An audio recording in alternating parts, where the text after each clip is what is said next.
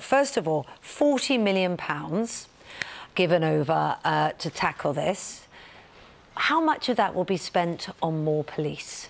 Well, the strategy today has been a piece of work that Home Office has been putting together for many, many months now to deal with the rise in violent crime. We know that there are several factors behind it. We know, for example, that some of the rise is because the police have got better at recording violent crime. We've looked at the factors behind it. We know that drugs is a major player in this. There is the emergence of what are called county lines, where drug gangs in big urban centres send out very, very vulnerable children to, as it were, diversify their drugs market and increase the drugs market.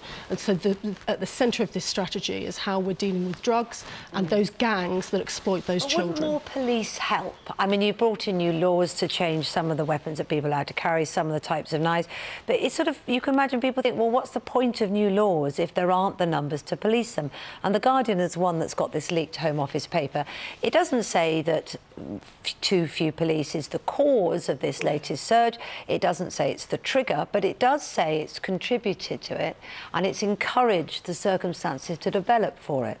Well, we're actually much more ambitious than looking at just policing this. We're not going to solve this by arresting our way out of this. We want to get to the children, to the young people who are carrying those terrible knives that we've seen in Sheffield. It's not the whole problem, but isn't it part of the problem? Isn't having police there listening to the community, for starters, and more presence might make more intelligence to come forward and might simply get the weapons off the youngsters? We want to stop the children, the young people, from carrying them in the first place, which is why, for the first time ever, really, we've got this all-encompassing strategy on how to deal with this, which includes intervening with young people at a very young age, when we know that they have perhaps been let down by pretty much every adult in their life.